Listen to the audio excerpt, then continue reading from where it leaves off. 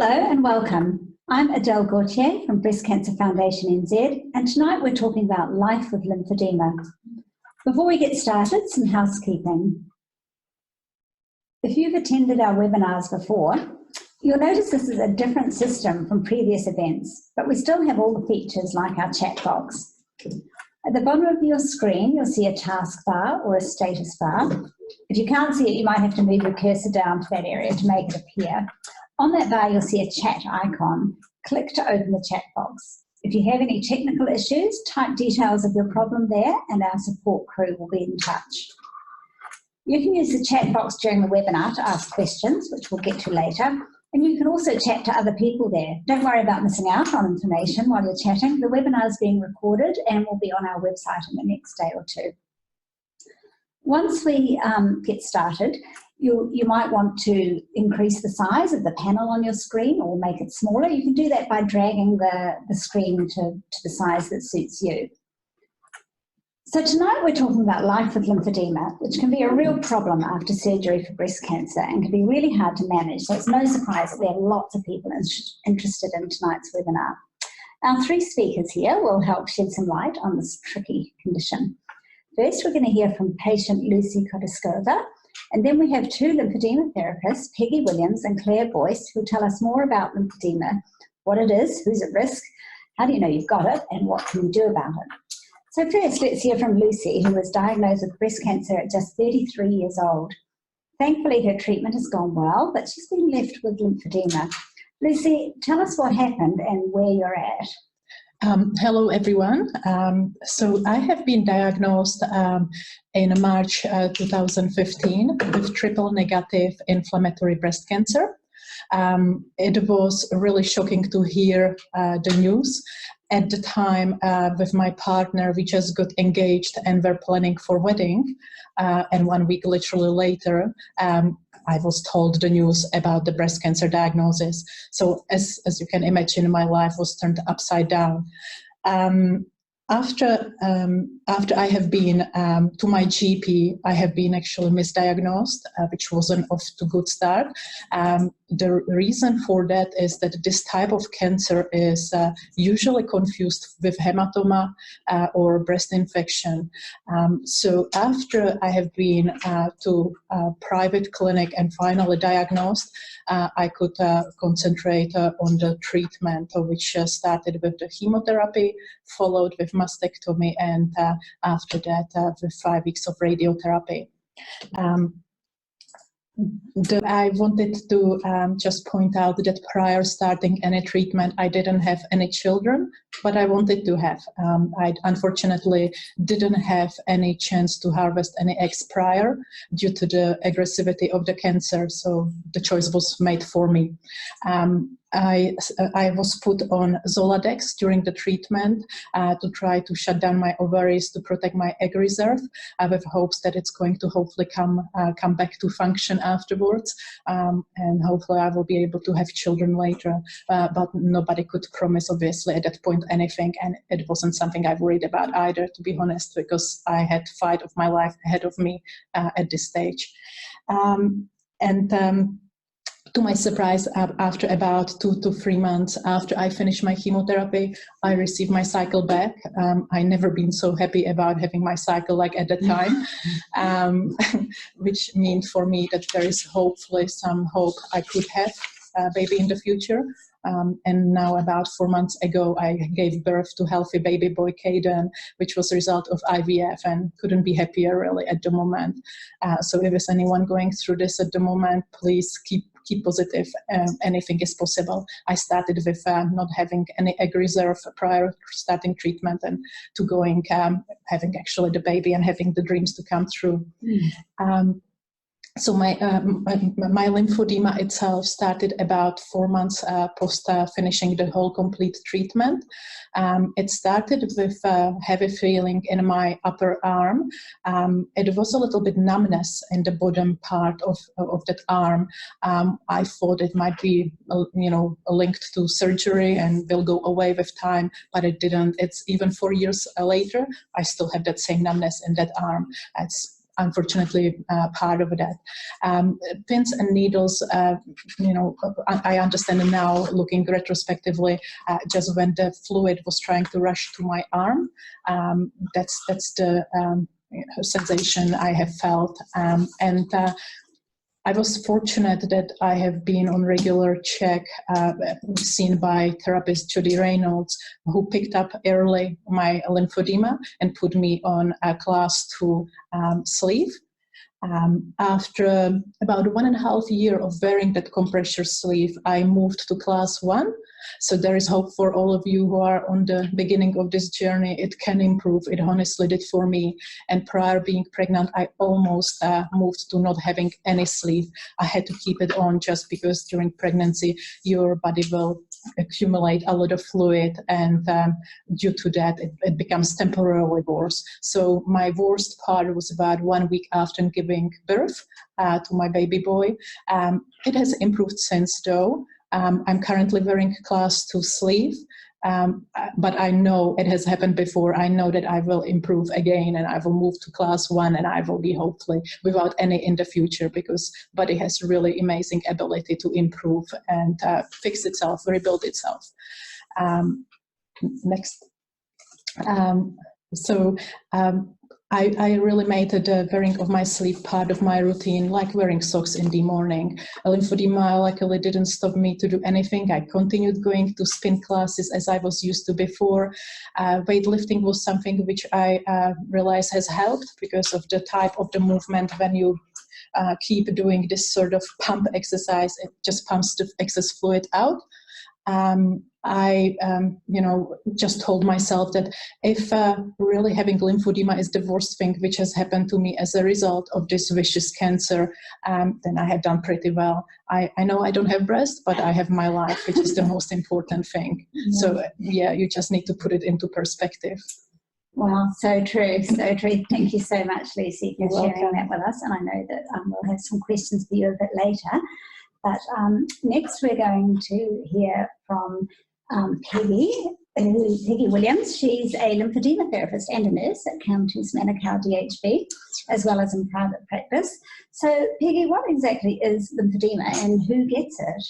So lymphedema is a swelling. It's a different swelling from a post-operative swelling, which is a normal inflammatory response, but it's a swelling that lasts. It's a swelling that can be described as a chronic swelling, and it happens when the lymphatic system is unable to adequately drain the lymph fluid out of the arm or the breast on the side that lymph nodes are being removed from. So that results in a build-up of lymph fluid in the tissues, and it can happen to anyone who's had treatment for breast cancer involving lymph nodes being removed or biopsied, and or radiotherapy. So why it happens, one of the roles of the lymphatic system is actually to remove excess fluid from the tissues, from around the cells. And they remove that fluid from, in the case of people with breast cancer, or had surgery for breast cancer rather, they remove the fluid up the arm through lymph nodes that go under the arm and out into the wider lymphatic system and back to the heart. So what happens when some of those lymph nodes have been removed from under an arm, around that area, it makes it harder for the lymphatic system to get that fluid through remaining or non-existent lymph nodes. The other thing that can happen is that radiation and scarring can have an impact on the viability of lymph through the system, and so that can also cause some occlusion to the lymph flow. So in terms of who can get lymphedema, it's really anybody who's had either a sentinel node biopsy or an axillary node dissection. It used to be said that only people who had axillary node dissections were at risk of lymphedema, but we now know that it can be a consequence of sentinel node biopsy as well. what we now know is that some lymph nodes drain more easily than others and drain more fluid than others from the lymphatic vessels. So if these particular nodes are involved in the removal process, then that person is going to have a bigger chance of developing lymphedema. So where you can develop lymphedema after you've had either one or multiple lymph nodes removed is on in the case of your arm, it would be the side of the arm that's had the lymph nodes removed, and it can develop in any of the arm. It can be the hand, the forearm, the upper arm, or the whole limb itself. You can also develop lymphedema if you have had a lumpectomy or wide local excision, and the breast can develop lymphedema. And usually that's a result of the surgery, the surgical scarring, the swelling afterwards, and coupled with radiotherapy treatment, because the radiotherapy causes some scarring. And I think Claire's going to touch on breast edema later on too, so I'll concentrate on the arm. So really, before you've had surgery to remove any lymph nodes and have your mastectomy or wide local excision, it's really helpful to have an assessment of your limb size. And we tend to measure both limbs so that we know what the actual difference is between your limbs. It's quite normal to have a little bit of a difference between your limbs, between the sizes. It's really good for lymphedema therapists to know what your range of movement is, to see how high you can elevate your arm in comparison to the non-affected limb as well. You do need to know that there is a risk of developing lymphedema, and hopefully the surgical team or your breast nurses will talk to you about that before the surgery actually happens. And it's also important to understand the difference between some normal post-op swelling and the development of lymphedema. Lymphedema is actually termed as a swelling that lasts 3 or more months. We know now it doesn't have to be 3 months, but it is a chronic swelling. It's not a post-op swelling that goes away in a couple of weeks. And it's also really useful for you to know when to see a lymphedema therapist post-surgery. And I tend to recommend to people that they see people about the 6-week mark after the surgery, between 4 and 6 weeks anyway. And it's a useful thing to do, because it's not just about, lymphedema therapists are very good at talking about not just the lymphedema side of it, but also things you can do to prevent or minimise the risk.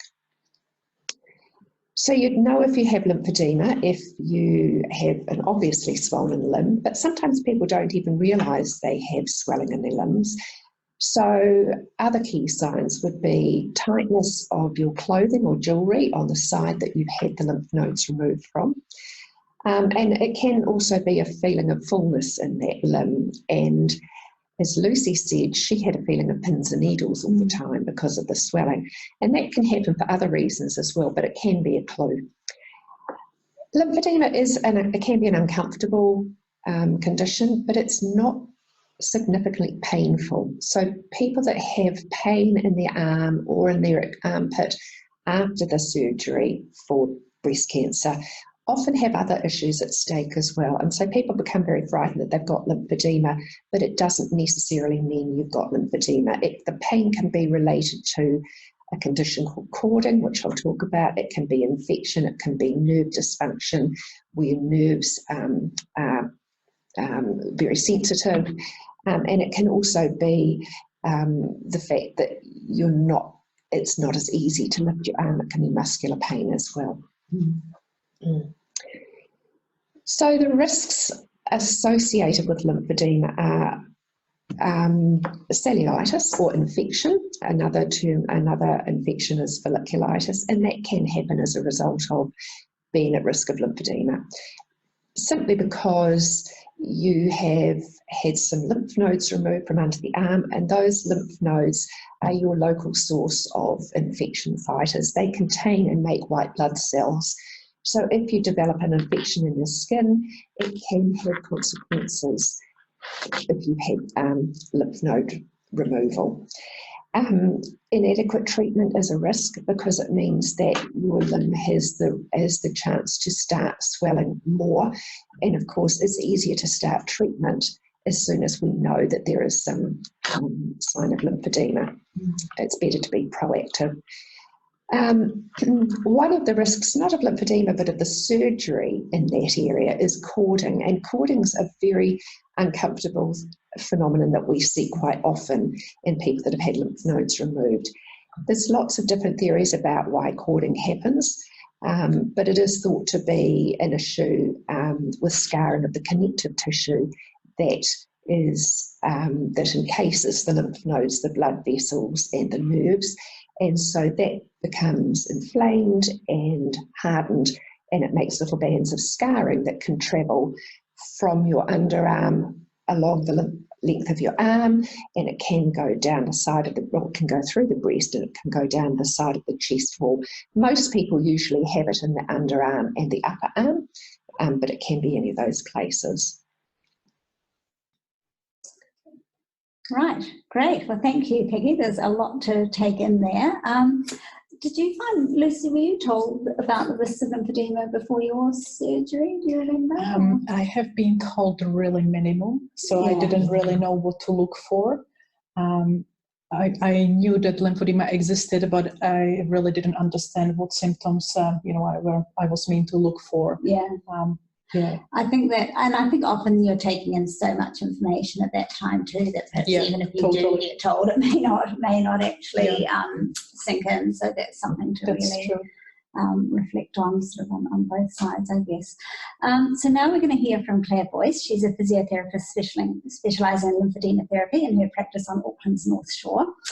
Claire, what are some of the common treatments for lymphedema, and what can people actually do for themselves too to help manage it better? Well, as Adele mentioned, so I'm a physiotherapist. I'm PINC certified in cancer rehabilitation and a lymphedema therapist. So I've experienced both in the public sector and in private sector, where I currently work in Albany Active Plus. So when you're looking for your lymphedema therapist, you should be using this website that's on your screen now, so LymphoedemaNZ. It has every lymphedema therapist in New Zealand, both in public and in the private sector, and it has all of their certifications also. You can also find information on lymphedema therapists on the Breast Cancer Foundation website, and you may also be able to find some of the physiotherapists on the Pink and Steel Cancer Rehabilitation Trust.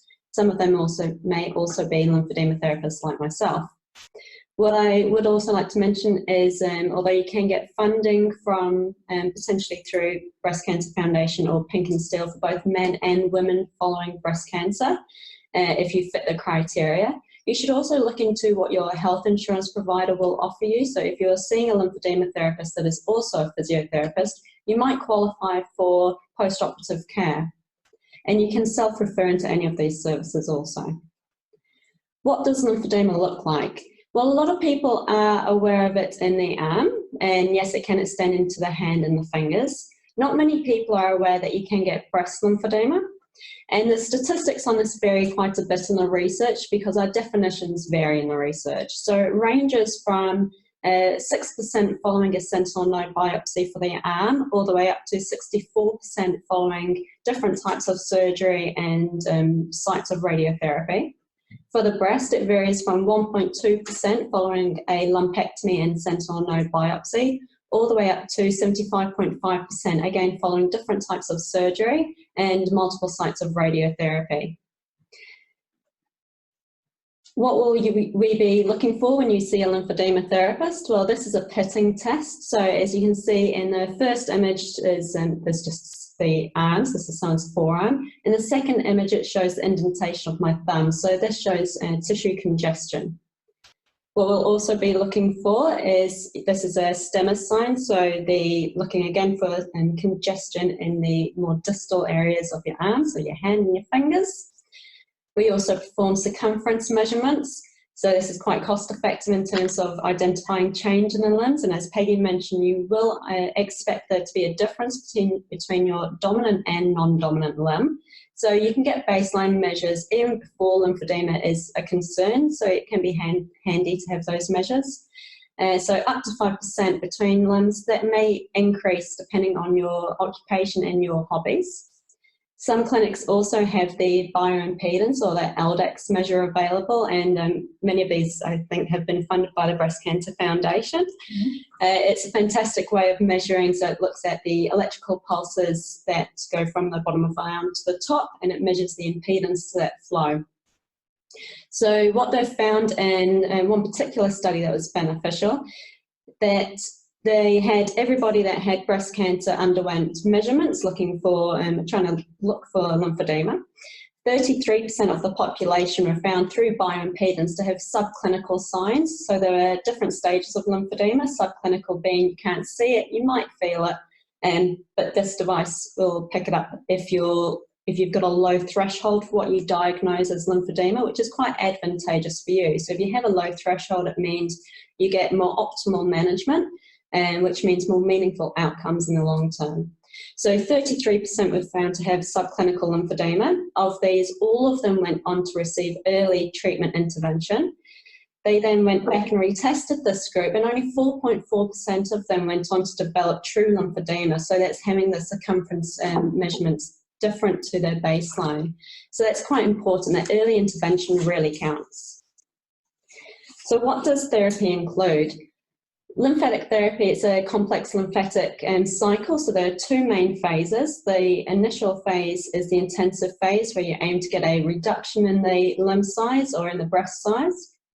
The second phase being more about management, so the onus is more on you to monitor your symptoms and take care of it, and you might get checked up every now and again by your lymphedema therapist. This can include different adjuncts in terms of therapy, which I'll go over. All types of therapy, it's very individualised. There's no set recipe for everybody. You need to talk to your lymphedema therapist about what's going to work for you, and it might be a bit of trial and error sometimes. You can see there are some replications in those cycles, so no matter what, you have to do some form of drainage, you need some form of compression, you should be doing exercise and skin care. And throughout your therapy process, you'll also receive education about lymphedema and what to look out for. So we're trying to empower you. You also need to be motivated because, as you can see, you have to do the exercise and you have to look after your skin. And ideally, you'll have an agreed goal with your therapist. So what is it you actually want your outcome to be? So if we look at some of the adjuncts that you can use, so there's no one single therapy, it's about a variety of therapy. So kinesiotaping, the aim here is to lift the skin to create space for lymphatic drainage. All types of therapy, so the aim and overall aim is to increase lymph contractility and also the lymphatic flow. So this is most beneficial, kinesiotaping, in the early stages of lymphedema. It's also most beneficial when it's included or combined with manual lymphatic drainage and compression. And you can use this in both the limb, so the arm and the breast. Another adjunct we have is a pneumatic pump. So I appreciate this is quite a costly adjunct. So the second picture shows the sleeve, so you can only use this following breast edema and breast cancer in the arm. So there's nothing for the breast. So this has a sequential pumping which mimics lymphatic drainage, so it will move the fluid distally to proximally. And this is considered a acceptable home therapy, so you can do this daily. And again, you need to talk to your therapist about whether it's relevant for you. Is that a machine you would buy or rent? Or you can rent them initially, so that can be part of the trial process, is that you rent it from a company. So we at Active Plus, we have the capability to get these in so people can rent them for a few weeks and test it. Right. And then if they want to, they can go on and purchase. Mm-hmm. Yeah. Low-level laser therapy. Again, I'm very fortunate in the clinic I work in, we have this device. It aims to promote lymphangiogenesis, which is the formation of lymphatic vessels. And it also has additional benefits for if you have something like axillary web syndrome, or also known as cording, because it can reduce the inflammatory markers, which can improve upon your pain. And some of these studies have also been sponsored by the Breast Cancer Foundation. Next, so we have bandaging. This is part of the intensive phase of complex lymphatic therapy. So this is more effective than compression because it's adjustable. So you can alternatively use a type of compression that's say a ready wrap, so you can adjust the compression according to your needs.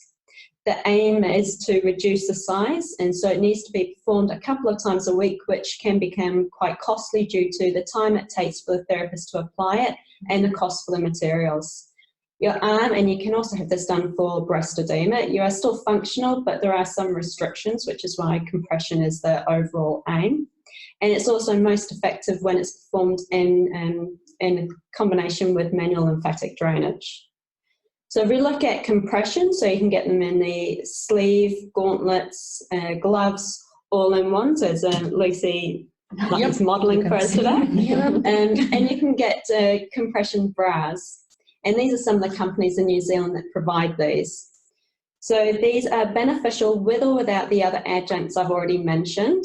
But you still need to perform exercise, skincare, and some form of drainage. You can also use this as an example. It's a textured fabric, so you can have things under either the bandaging or your compression to break down thickening of your tissue if you do have that congestion, as I showed in that pitting picture. It's like a bubble wrap, but it's fabric. And there are different types. Different companies have different types. All right, skincare. So we keep looking at what's replicated in those cycles of complex lymphatic therapy. So the aim here is to maintain skin suppleness, reduce your risk of infection by reducing the cracking or dryness of your skin. So if your skin's dry, you've got the potential to allow bacteria to enter the lymphatic system, which will then increase your risk of an infection. Manual lymphatic drainage.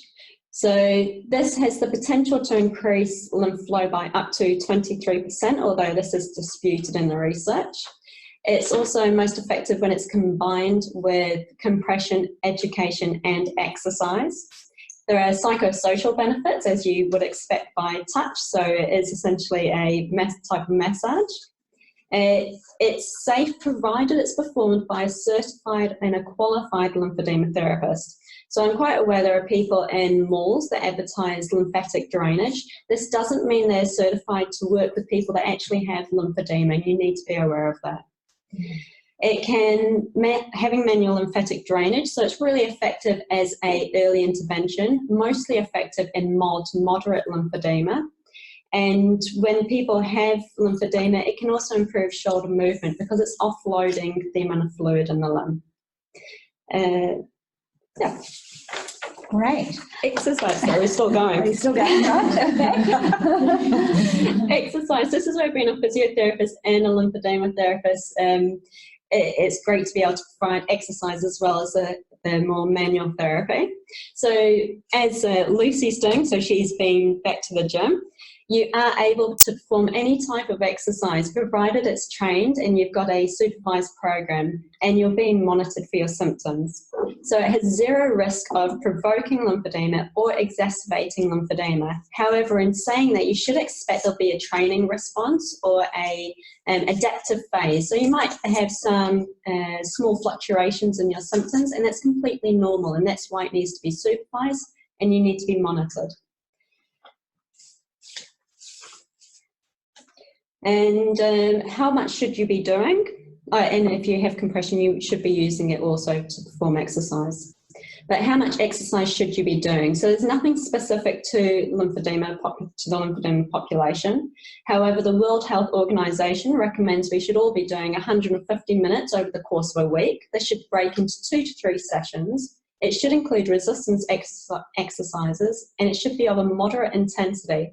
So that means you can feel you're exerting yourself, but you're not gasping for the breath at the end of your workout or your exercise. And what this does is it's been proven that it can reduce the symptoms of cancer treatments. It can also reduce your risk of recurrence or of a new diagnosis of cancer. However, even given this, we've found that only 13% of women following breast cancer actually partake in this much exercise. So if you're not currently exercising or you feel you're at a low level of activity, then don't jump into doing 150 minutes. See someone that's trained and let's increase your exercise progressively. Where can you find that person? Well, again, it's referred back to the Pink and Steel website and also the Breast Cancer Foundation. And there are programs that support you in this. So the Breast Cancer Foundation sponsors the Next Steps program, which is provided by the certified physiotherapist of the Cancer Rehabilitation Trust. This is a 10-week program of an hour a week. It includes yoga, Pilates, aerobic step-up exercises, relaxation, education, and of course the support of your peers. In summer, we also do paddle-ons, that's stand-up paddleboarding. And if anyone's local to the North Shore region, tomorrow I'll be presenting at the Breast Cancer Support Group on exercise. So if you're in the Milford area, and you can always email through your address and I can provide you with those details. So it is acknowledged that there are health-related side effects to having lymphedema. There are severe impacts on your quality of life, and that includes depression and anxiety. However, in saying that, if we flick to the next one, it's also been shown that by partaking in regular exercise and completing complex lymphatic therapy, so getting the reduction or being monitored and being able to sustain that yourself, it can improve these outcome measures. So I know there'll be a lot of questions about what can make it worse, and so I'm going to answer these instead of waiting for you to come through on the questions. So these are the common ones that come up in our sessions. So having blood tests or getting blood drawn. So based on the evidence I'll present, but I do want you to keep in mind that yet again it's quite individualised. So if it makes you anxious, then you should address that. And so again, it's person to person. So blood tests, there is no risk of provoking or exacerbating lymphedema provided it's performed in a sterile and controlled environment. So that is on the same side as your lymphedema or same side as your surgery. Being in heat, so you can use saunas, but you should expect there to be some exacerbation in your symptoms if you have lymphedema. This is deemed to be insignificant though.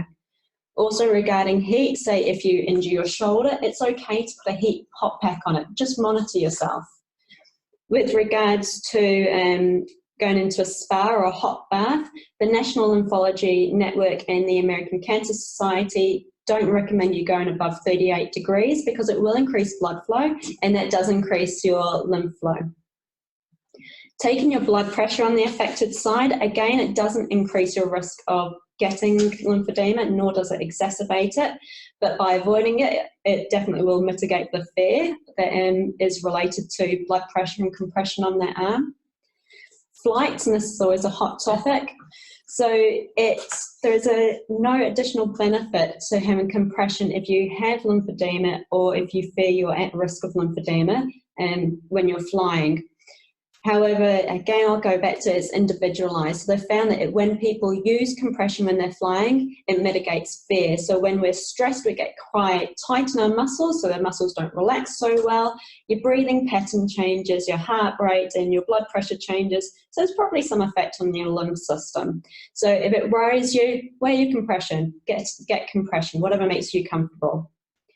Axillary web syndrome, also known as cording. A lot of people that present with this immediately think of, does this mean I'm going to get lymphedema? There's been no correlation found in the research that means you will get lymphedema. So what can you influence? There are risk factors to getting lymphedema. The things that, and if we focus on what you can influence, because I think that's the important thing, you can influence post-operative weight gain. You can also influence so obesity. Yeah, you can influence your weight overall. You can influence your risk of infection, so follow your nurse's advice regarding wound care and also look after your skin. And you can influence your risk of injury. So if you're going back to a sport or an exertional workplace or just an activity that's going to be slightly different for you since you wouldn't have performed it for about 6 weeks, then find someone appropriate and progressively train back up to that level. Great. There was so much useful information there. Thank you, Claire. That was really good. And thanks, in fact, to all three of you. Next up, I'm just going to tell you very briefly about a new service from Breast Cancer Foundation New Zealand, which we just launched in the last few weeks. If you have lymphedema or if you're at a high risk of developing it, we can now fund a couple of sessions with a lymphedema therapist for you. You can find out more information about that using the link on your screen there. That's breastcancerfoundation.org.nz/lymphedema. lymphedema, or call our nurses on 0800 BC Nurse, that's during office hours, and we can sort that out for you. Now we're going to open up to some questions from you guys at home. You can type your questions in the chat box, which again you can open by clicking on the icon on the bar at the bottom of your screen, and we'll get through as many as we can in the time that's left to us. We have a couple here already. First up, a tip from a viewer who's telling us that you can buy sequential pumps, I guess it means the pneumatic pumps, Yes. through Amazon. She says she got hers delivered for $500 with a spare sleeve. Is that the kind of thing you would recommend, or if it's the same brand, it's the same model? Yeah, it's the same model that tried the therapist used here. Yeah, so one of the risks about not a risk about pneumatic pumps, one of the things you should be aware of is that the reason you should attest it and you do need a lymphedema therapist to say that that's appropriate for you, is that the effectiveness depends upon your tissue resistance and the balance between two things, tissue resistance versus the pump's ability to increase the uptake, or your body's ability to accept the uptake of fluid due to the pressure of the pump. So definitely you would want to trial it before you whip off onto Amazon. But if it's a similar pump that you have trialed and that someone said this is safe for you, then as like buying books or whatever. Yeah. Okay, now another question for Peggy, and this one's really from me, about a technique of liposuction for lymphedema, which I know you're a bit of an expert on. Can you tell us who has that treatment and what that does for people? Sure. So some people who have lymphedema develop a condition called adipogenesis, and that is when your body starts producing abnormal amounts of fat cells into the area that has the swelling. For some people that happens earlier, and for some people that happens later as a result of perhaps treatment that hasn't been as effective, or perhaps people haven't been able to get the help they need in order to keep their arm compressed in the past. It doesn't necessarily mean you haven't had good treatment, it just does happen to some people. So what happens with the liposuction technique is a surgical procedure where the skin is opened and an instrument is inserted to suck out the fat. Before that happens though, the arm needs to be really, really well reduced with compression. We need, because after the surgery, very firm compression is applied and needs to be kept in place for 24 hours for the rest of that person's life. So before we have the surgery, we need to know that you can tolerate having that degree of compression on your arm for that length of time. It is very successful. It's not for the faint-hearted, it's not a quick session. The surgery takes probably 3 or 4 hours for a relatively small arm. And it does involve some determination in keeping compression on 24 hours. So it's really and having that compression monitored very regularly to make sure that it doesn't become less firm than it needs to be. And I think Middlemore is the only centre in New Zealand offering that. I believe so. I believe so at the moment. They can take some patients yes, from other areas.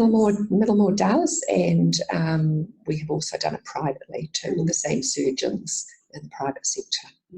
So if you think you're in that very severe situation, I guess talk to your doctor locally, as surgeon. Absolutely, and get a referral sent through. Get a referral to Middlemore. Yes.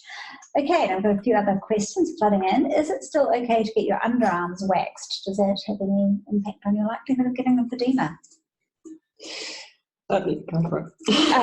I don't believe there is any risk of developing lymphedema if you have your underarms waxed or even shaving. If you're shaving your arms, I'd recommend that you have a good quality razor so that you don't get nicks and abrasions.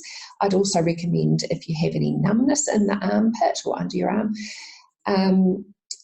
watch what you're doing in the mirror, because it's very difficult to feel the exact spot you need to shave. And if you injure yourself, you won't notice if you're numb.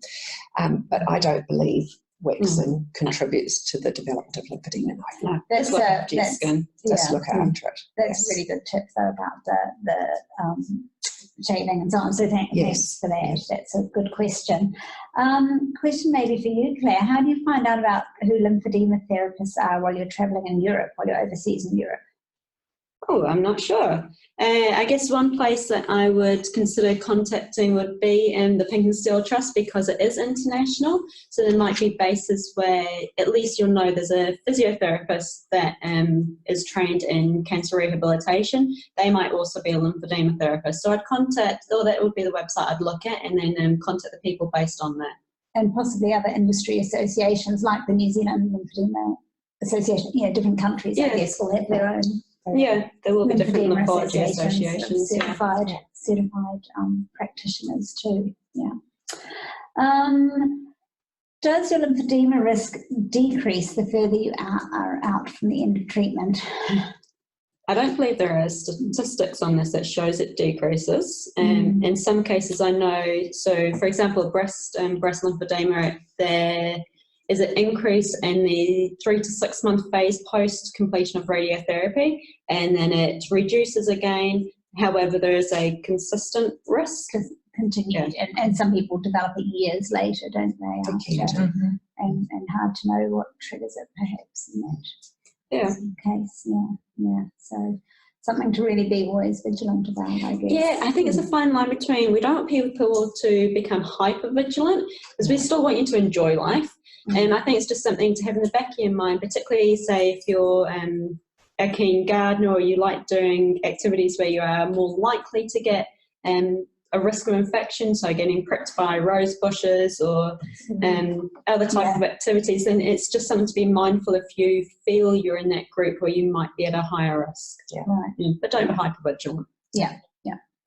A question, any advice on how to protect your arm if you're having surgery on your hand of the affected arm? If you already have lymphedema, you would be well advised to wear your compression sleeve anyway. It would depend on what your surgeon doing the surgery on the hand would like. Sometimes they may have to remove the compression garment because of hygiene issues, and they often need to swab the whole arm. If that's the case, find out at what point he would be prepared for you to have that sleeve put back on again. If you're just at risk of lymphedema, I don't think you need to particularly get a compression sleeve. I would talk with your lymphedema therapist about it, but chances are it's not. You will get some post-op swelling in your hand and the surrounding tissues, but you won't necessarily develop lymphedema. And if you're going in for surgery and you have lymphedema, then it could be beneficial, seeing as you do have the potential to increase lymphatic flow and contractility by up to 23%. Consider contacting a lymphedema therapist and get drainage before you go into surgery. You could also have taping away from the area if kinesiotaping is something that works for you. What does contractility mean? Pump. How much it contracts, the squishing motion. Right, okay. The layman's term, the squishing motion. Great. Okay. Now, let's see, what else have we got here? What about LVA surgery? So that's the lymphovascular. Lymphovenous anastomosis. Yes. Is that it's where they join a lymph vessel to you have to have some ICG scans, some scans of the lymphatic system in that limb to see where the issue is, because even though you've had lymph nodes removed from under the arm, the lymphedema can develop anywhere around the arm. So you may actually have a lot of fluid leaking into the area around the bottom of the arm or the top of the arm, or it can be any place. So what they would do is establish where that blockage is or where the lack of flow is, and then they take a lymph vessel and join it to a vein, so that functioning lymph vessel is bypassing the area where there is the obstruction to flow. Not everybody is eligible for it, because it depends on how much damage is done to the lymphatic system first. And it's actually not available as yet in New Zealand. I know at Middlemore the plastic surgeons are trying very hard to put a case forward for the instrumentation, because of course you need micro instruments and special scanners, but as yet we haven't got the ability to do it here. And is this what's also known as lymph node grafting? No, that's a different Tell scenario. us about that. So, to be honest, I don't know a lot about it, but lymph node grafting involves taking a lymph node from another area and putting it into the site where there is an issue. There is a very real risk of developing lymphedema from the donor site because they had to take a healthy lymph node from another part of the body. So there hasn't been, the reading that I've done hasn't suggested there's been a huge success rate with it. And you would certainly need to wear compression for quite a long time afterwards anyway. I think there may have been a trial of that in Waikato recently. Yes, I think there was a trial. I don't know how it's turned out. No. It may be worth talking to someone. If you're in Waikato, there may be someone there who knows something about that for you. Is it possible for the body to adapt and reduce the lymphedema? I guess by itself. I think Lucie's a great example of how she was saying she almost got to no sleep. Yeah, that's right. It was really just with exercise, and I think the crucial for me, because as most probably of you experience, I gained 15 kg throughout the treatment. I was quite a lot. It took me a long time after that to lose some part of it. I never lost all of it, and I don't even think I will ever lose all of it. But losing quite a significant part, I think I lost about 8 kg, has helped a lot to my lymphedema. It's probably like how I felt like. I think when you are having excess weight, you feel very heavy, and that's what that lymphedema does as well. It's very heavy. It's hard for body to manage to circulate it all around the body. I think everything in the body is a little bit harder when you are having extra weight.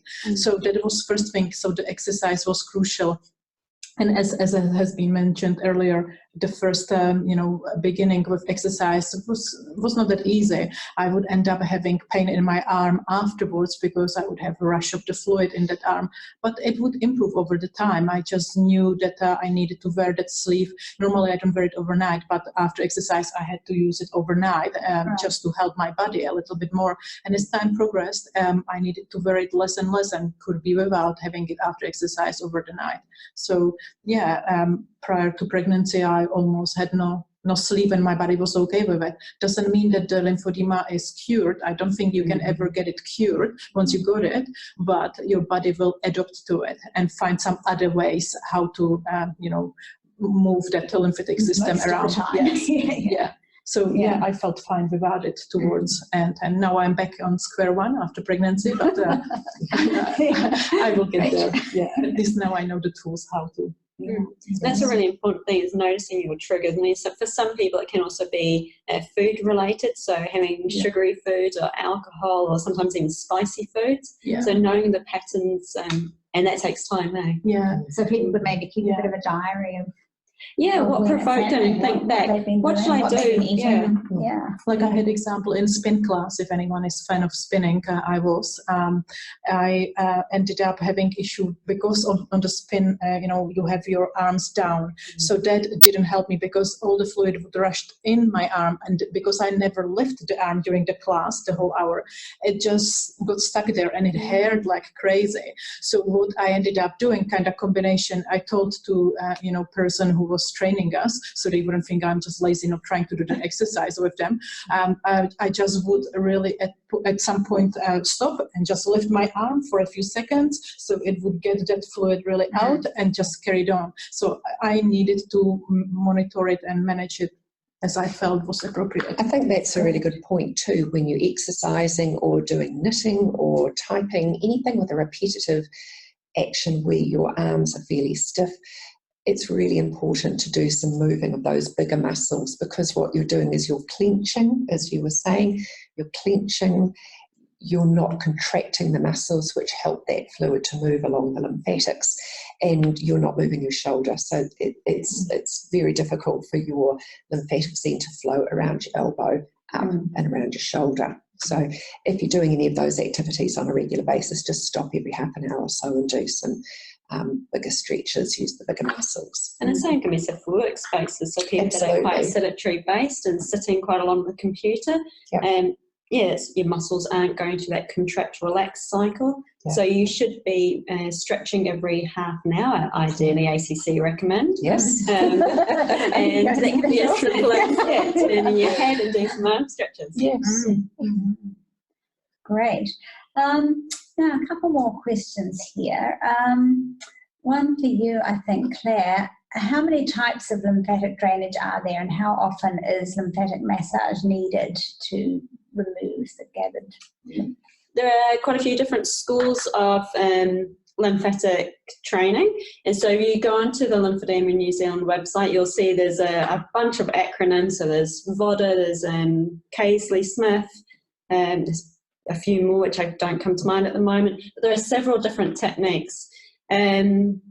I think most of us, so we've trained in one, however, with ongoing training and experience and going to the Australasian Lymphology Association, the conferences, and meeting with your peers, you evolve and you adapt to different techniques, even though you haven't technically been trained. I think it's just adapting to what is working on my client population. In terms of frequency, again, it's very individualized, and it would be something that you and your therapist would have to monitor change. So usually I'd see someone, depending on how severe if they have lymphedema or if they're at risk, I'd then potentially look at them later that week or maybe even a week later, and then see, has there been change, or even over the same session, if they have lymphedema, measure, do drainage, measure again.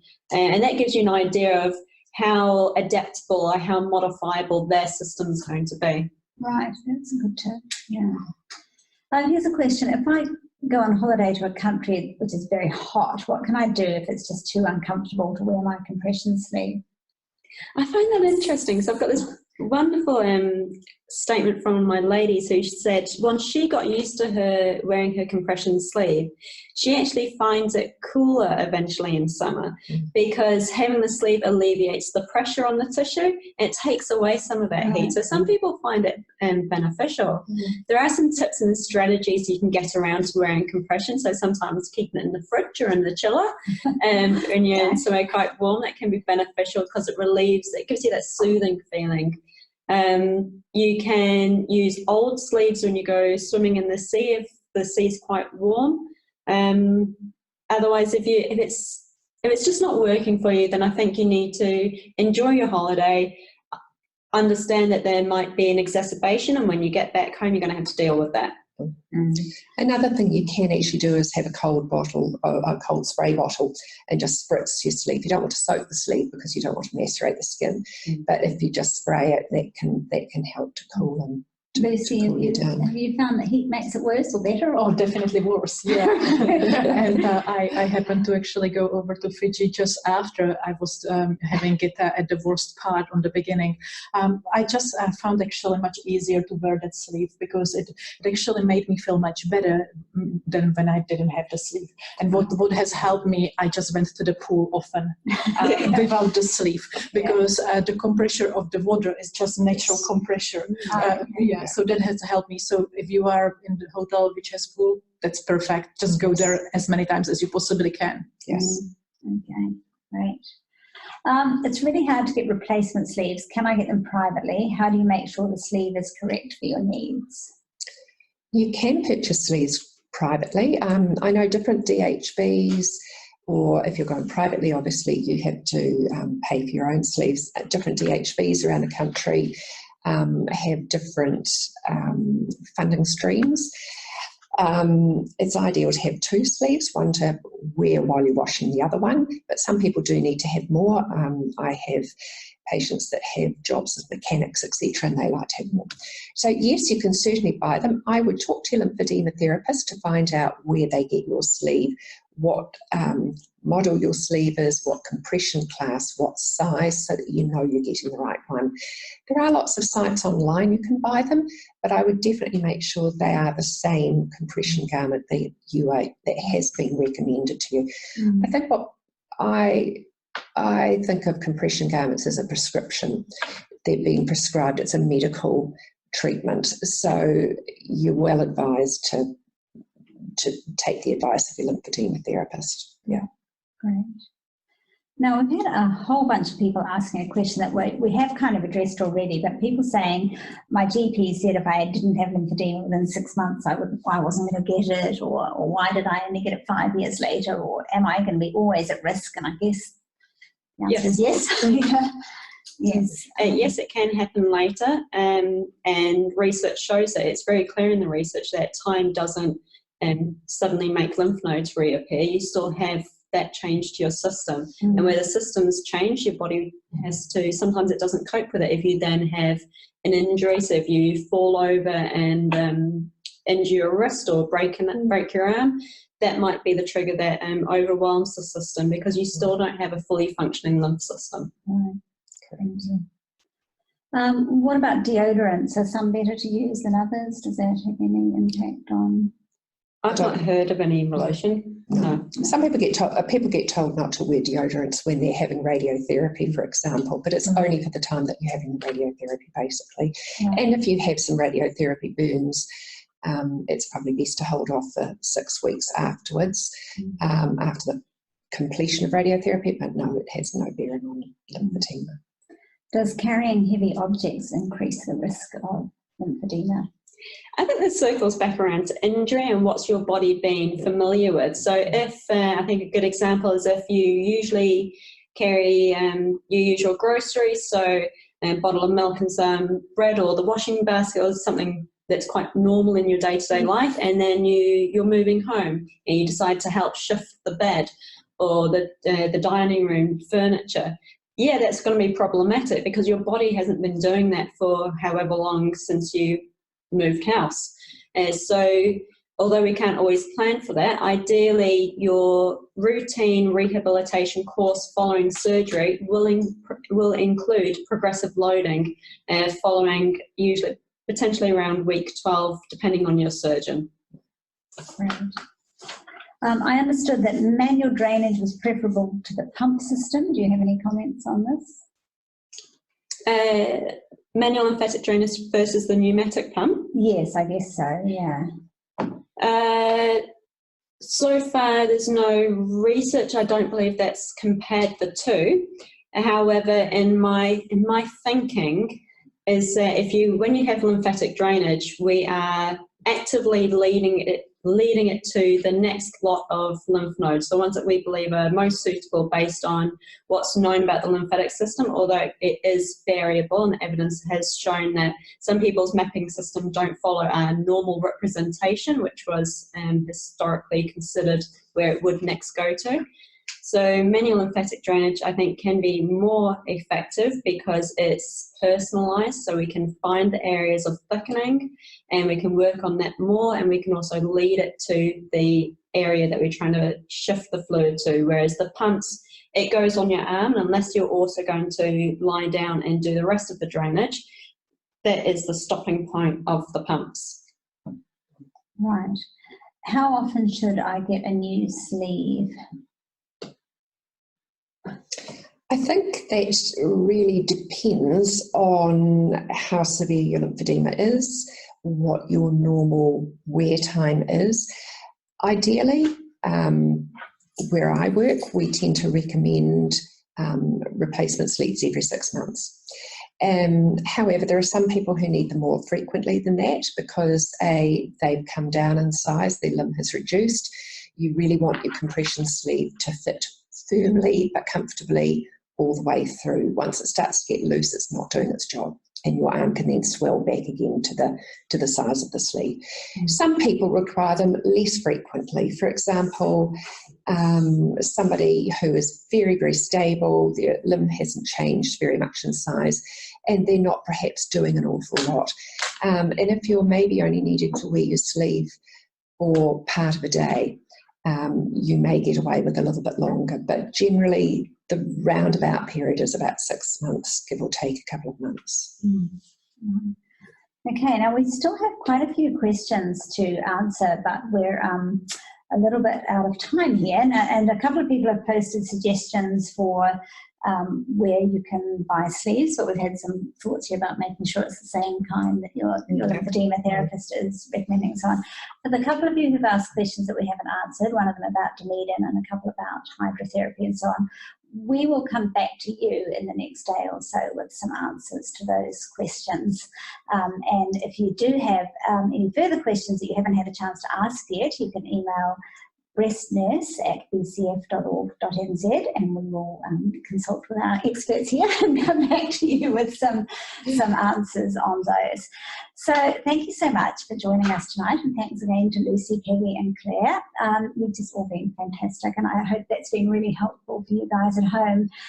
When we close the webinar, you'll be redirected, barring technical glitches, to a very short survey where we'd really appreciate your feedback. Again, if you have any questions about breast health, call our nurses on 0800 BC Nurse, so that's whether it's about lymphedema or other matters. And in the next day or two, we'll send you a link to the recording of this webinar if you'd like to watch it again or recommend it to somebody else. Thanks again for joining us, and good night. Thank you. Good night. Thank you.